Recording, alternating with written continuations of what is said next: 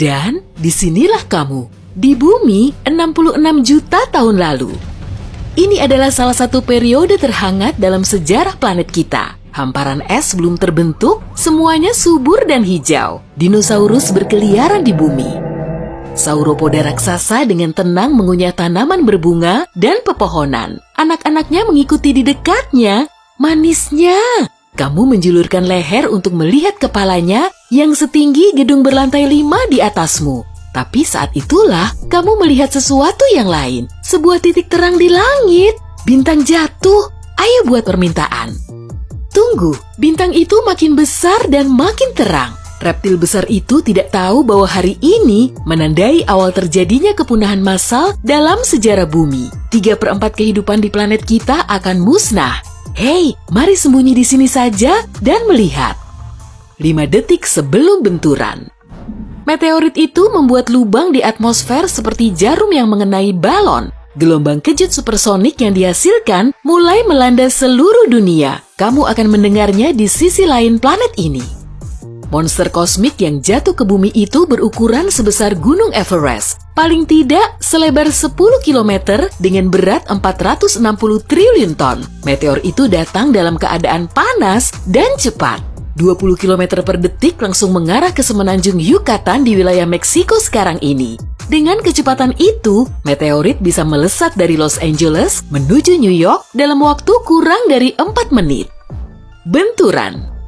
Asteroid sebesar gunung itu menghantam bumi. Kalau saja itu terjadi di tempat lain, kehidupan di planet kita hari ini akan sangat jauh berbeda. Semenanjung Yucatan yang hampir seluruhnya berada di bawah air saat itu adalah satu dari 8 tempat saja di seluruh bumi yang bisa membuat batuan ruang angkasa raksasa memusnahkan hampir seluruh kehidupan di planet ini.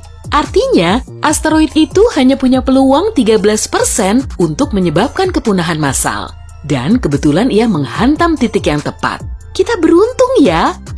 Di titik benturan, terjadilah ledakan 1 miliar kali lebih kuat dibanding letusan gunung berapi yang paling besar sekalipun. Cahayanya begitu terang, sehingga seolah-olah matahari yang baru muncul di permukaan planet kita. Meteorit itu menembus ke dalam kerak bumi dan meledak berkeping-keping. Kamu masih bisa melihat bekas yang ditinggalkannya. Lebar kawah Chicxulub adalah 150 km dengan kedalaman 20 km. Kawah ini bisa memuat seluruh negara bagian Vermont dan 24 gedung pencakar langit Burj Khalifa yang ditumpuk. Sesuatu yang meninggalkan bekas seperti itu tentu memiliki konsekuensi global. Bumi beriak-riak, gelombang kejut itu menyebar sejauh ribuan kilometer. Ledakan udaranya meratakan hutan dalam sekejap. Semua yang berada dalam radius serangan terbakar. Tak ada yang bertahan di tempat kejadian. Tapi itu baru permulaan. Pecahan-pecahan meteorit yang lebih kecil, juga bagian bumi yang tergeser oleh lubang raksasa yang terbentuk, terlontar keluar sampai sejauh Kanada. Langit menyala dengan bola-bola api yang juga menghantam permukaan bumi. Dinosaurus yang tidak berada dalam radius ledakan kocar-kacir, tapi mereka tak punya tempat bersembunyi. Situasi hanya akan memburuk.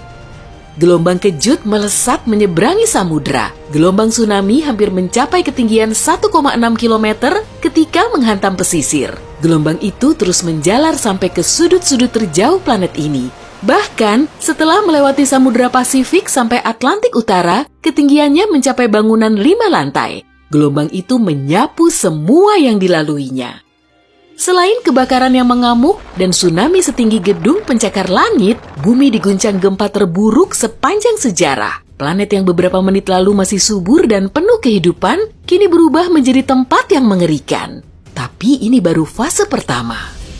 5 menit setelah benturan, bebatuan kecil, debu, dan abu melesat tinggi memasuki atmosfer. Objek-objek ini memanas dan meleleh. Mereka berubah menjadi lava panas yang mulai jatuh ke tanah seperti hujan api.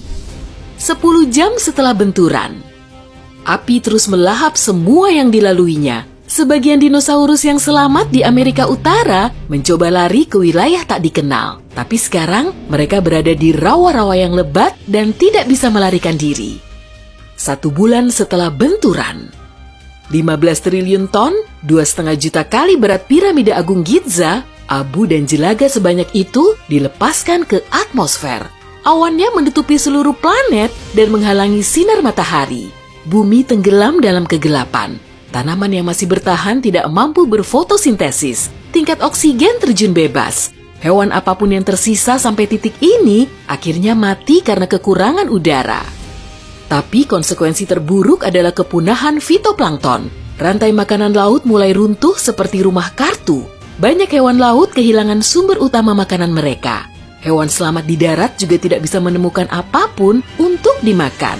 Tidak ada tumbuhan bagi herbivora dan tak lama tidak ada herbivora tersisa bagi pemakan daging. Dan masih ada hujan asam. Meteorit Chicxulub menghantam tempat yang mengandung banyak belerang. Panas akibat benturan langsung menguapkan gas beracun itu. Gas itu pun bercampur dengan udara di atmosfer. Hujan asam terjadi di seluruh planet, samudra menjadi beracun. Dan jika itu semua tidak juga mengenai mereka, hawa dingin akhirnya melengkapi. Dengan sinar matahari yang terhalang, bola api yang terbakar, yakni planet kita, mulai mendingin. Apa yang tertinggal setelah kejadian? Tumbuhan sedikit lebih beruntung dibanding hewan. Biji dan polen bisa bertahan dalam masa yang keras ini. Tumbuhan pertama yang menghijaukan planet arang ini adalah paku-pakuan. Angin membawa benih paku-pakuan, menaburkannya di seluruh bumi selama lebih dari 10 tahun. Lalu, datanglah palem-paleman. Tumbuhan baru ini menghasilkan oksigen dan menjadi sumber makanan mamalia kecil. Di antara banyak reptil, hanya penyu dan nenek moyang buaya yang dapat bertahan dalam suhu dan keasaman perairan planet ini. Tapi menakjubkannya, beberapa dinosaurus yang mirip burung juga selamat. Spesies burung lain berevolusi dan bertahan sampai hari ini. Namun yang menyedihkan, semua hewan darat yang beratnya lebih dari 25 kg punah. Kerajaan binatang membutuhkan waktu yang lebih lama untuk pulih.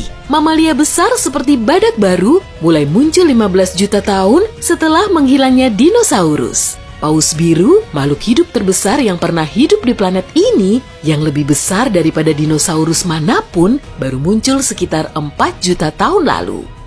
Apa dinosaurus punya peluang bertahan? Para ilmuwan berkata, jika meteorit menghantam samudra yang lebih dalam, ceritanya akan jauh berbeda. Ya, gelombang yang dihasilkan mungkin akan 10 kali lebih tinggi dari gelombang raksasa yang melanda seluruh planet. Tapi, mega tsunami raksasa sekalipun tidak akan mampu memusnahkan 75% kehidupan tumbuhan dan hewan di bumi. Yang sebenarnya memusnahkan dinosaurus adalah kegelapan global. Jika meteorit menghantam perairan yang lebih dalam, bukan perairan dangkal Teluk Meksiko, tentu tak akan ada begitu banyak debu dan abu di atmosfer. Hal itu menurunkan tingkat oksigen dan memutus rantai makanan dari yang paling dasar. Ada sebuah teori yang mengatakan bahwa perubahan iklim dan kondisi lain di bumi 66 juta tahun lalu tetap akan memusnahkan dinosaurus, meski tanpa meteorit.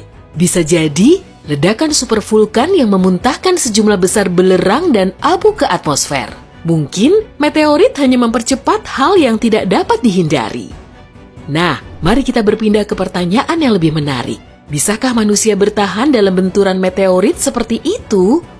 Tidak akan mungkin pada masa itu, jelas. Tapi jika hal seperti itu terjadi di masa kita punya kecerdasan dan teknologi maju. Kita telah memenuhi alam semesta dengan roket riset dan satelit. Jadi, kita tahu kemungkinan adanya meteor yang sedang mengarah langsung ke kita. Kejadiannya tidak akan mengejutkan kita. Mungkin kita harus bersembunyi jauh di bawah tanah untuk menghindari ledakan gelombang dan tsunami-nya. Dan kamu butuh persediaan makanan yang cukup, paling tidak untuk setahun di bawah sana. Dan jangan lupa tisu toilet. Tapi dengan persiapan yang tepat, manusia bisa punya peluang. Masalah utama setelah kejadian seperti itu adalah bertahan selama musim dingin global saat abu menyelimuti langit. Tapi manusia bisa mengatasinya. Tanyai saja orang yang tinggal di Omayakon, Rusia. Kota berpenduduk 500 jiwa itu memegang rekor dunia Guinness sebagai tempat hunian paling dingin di bumi. Mereka pernah mengalami suhu hingga minus 68 derajat Celcius. Lantas, bagaimana soal mengawetkan tumbuhan dan hewan? Manusia telah mengupayakan itu sejak lama. Ada fasilitas penyimpanan benih dunia di Pulau Svalbard. Bangunannya sekitar bertingkat 40 di bawah tanah dan dapat menyimpan lebih dari 2 miliar sampel. Lokasi itu dipilih karena